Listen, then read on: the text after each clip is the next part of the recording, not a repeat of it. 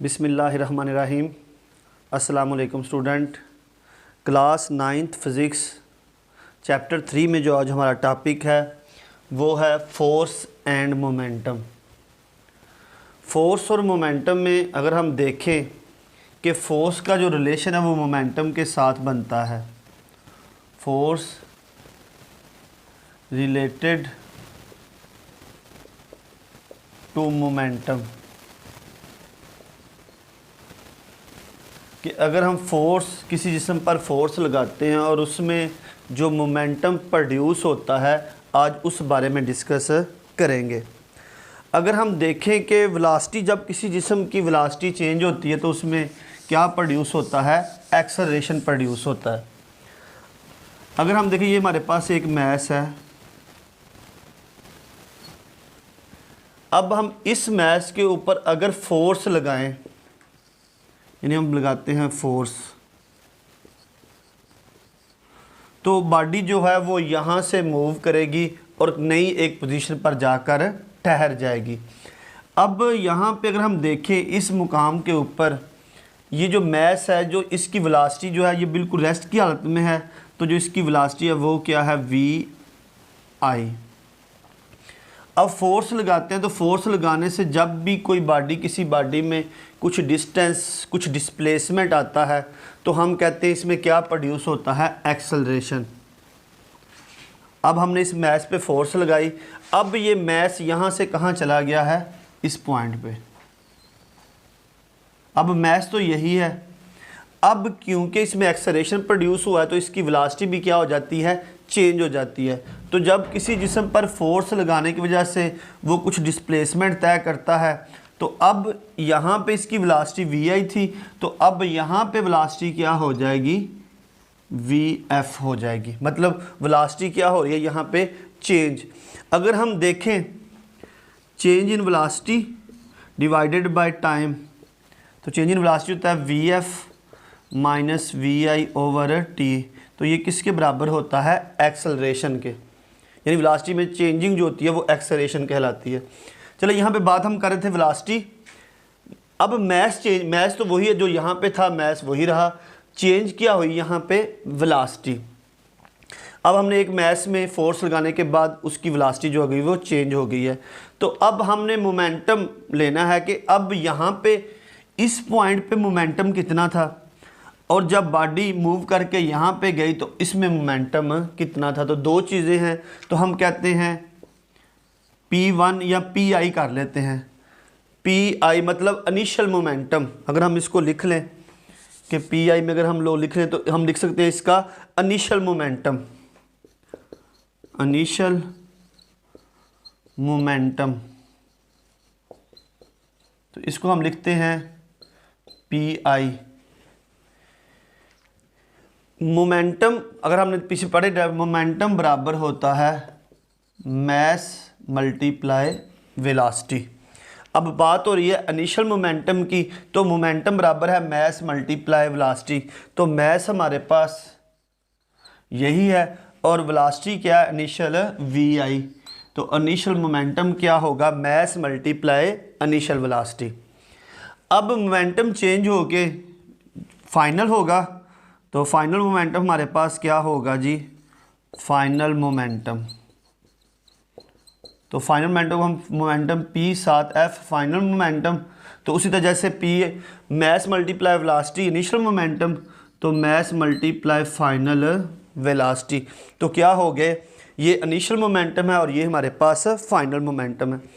अब momentum change हो रहा है, तो जब हमने पढ़ा था यहाँ पे rate of change of velocity, अब vf minus vi, velocity change हो रही है with respect of time, time के साथ। अब कुछ ही टाइम अगर हम लोग किसी भी करते हैं तो हम कहते हैं rate of change of momentum. अब जब कोई चीज़ मोमेंटम में तब्दीली, यानी जब कोई चीज़ तब्दील हो रही होती है तो उसमें रेट ऑफ चेंज होता है, वो टाइम के एस्पेक्ट से होता है कि टाइम हो रहा है।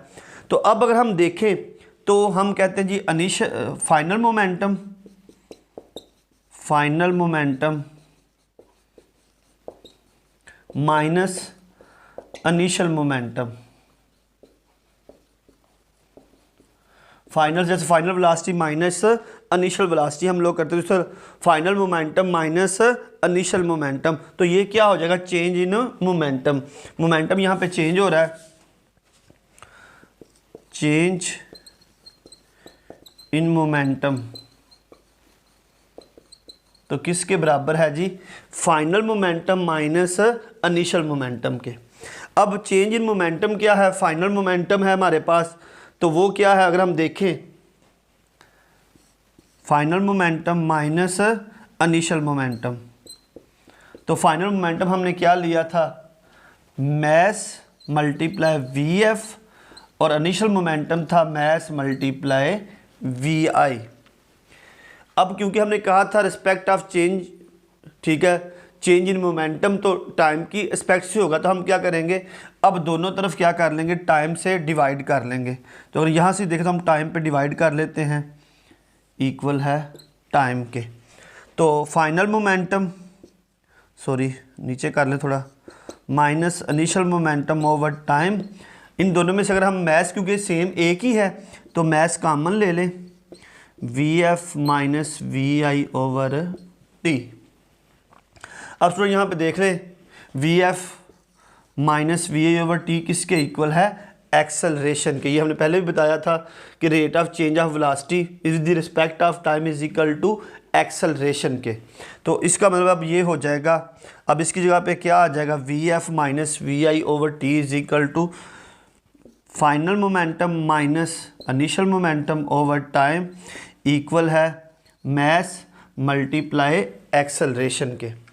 अब स्टूडेंट हमें पता है कि मैस और एक्सेलरेशन जब भी किसी भी बॉडी पे फोर्स अमल करती है तो फोर्स बराबर किसकी होती है, मैस एंड एक्सेलरेशन। अब देखें यहाँ पे, जब मैंने यहाँ बताया था, जब एक मैस है इस पे फोर्स लगाई जाए और फोर्स की सिमत में ही एक्सेलरेशन प्रोड्यूस होता है, यानी फोर्स की डायरेक्शन जो होगी एक्सेलरेशन की डायरेक्शन भी वही होगी।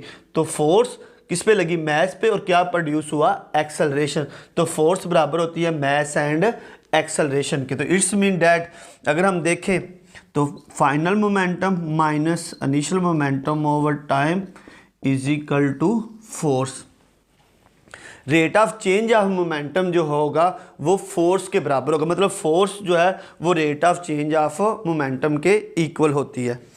अगर हम यहाँ पे देखें, इसकी डेफिनेशन में देखें तो वो आती है, when a force act on a body it produce an acceleration. जब किसी जिस्म पर फोर्स अमल करती है, यहाँ पे मैंने बताया था, तो इसमें क्या प्रोड्यूस होता है, फोर्स लगाई तो क्या प्रोड्यूस हुआ, एक्सेलरेशन प्रोड्यूस हुआ in the body and will be equal to the, और वो बराबर होती है rate of change of momentum of the body. जब किसी जगह फोर्स लगाई जाए तो उस पर एक्सेलरेशन चेंज होता है, और वो किसके बराबर होता है, rate of change of momentum. Rate of change of momentum यहाँ पे लफ्ज़ है, जैसे अगर हमने डेफिनेशन पढ़ी थी acceleration, rate of change of velocity is equal to rate of change of velocity is equal to acceleration, यानी v F minus we i, velocity में चेंजिंग डिवाइडेड बाय टाइम। जब भी कोई चीज़ रिस्पेक्ट ऑफ टाइम चेंज हो रही होती है तो रेट ऑफ चेंज हम कहते हैं, किसमें, रेट ऑफ चेंज, किसी शरह से जो चेंज होती है। तो यहाँ पे क्या था, final momentum minus initial momentum, rate of change of momentum with respect of time is equal to force. तो यहाँ पे डेफिनेशन में भी कहता है, when a force act on a body it produce an acceleration in the body and will be equal, और वो बराबर होती है rate of change of momentum of the body के। तो बॉडी में मोमेंटम की रेशो जो चेंज हो रही है उसे ही हम कहेंगे force and the momentum. Force और मोमेंटम का आपस में रिलेशन क्या है। अगर हम देखें तो इसका सिस्टम, इंटरनेशनल यूनिट जो है वो हमारे पास क्या है, अब force, rate of change of momentum, final momentum minus initial momentum Newton है। अगर हम देखें तो न्यूटन डिवाइडेड बाय टाइम का यूनिट क्या होता है, सेकंड। तो न्यूटन सेकंड जो होगा वो हमारे पास क्या होगा, rate of change of momentum, या किलोग्राम पर सेकंड। तो किलोग्राम मीटर पर सेकंड, सॉरी किलोग्राम मीटर पर सेकंड होता है। तो ये स्टूडेंट हमने जो आज पढ़ा है, ये पढ़ा force and the momentum. Force और मोमेंटम का आपस में क्या तल्लुक होता है, कैसे रिलेटिव करते हैं एक दूसरे के साथ। तो इसमें हमने डिटेल से पढ़ा है कि initial final momentum rate of change of momentum जो होगा वो फोर्स के इक्वल होगा। और यही हमारा आज का आर्टिकल था फिज़िक्स 9th चैप्टर 3।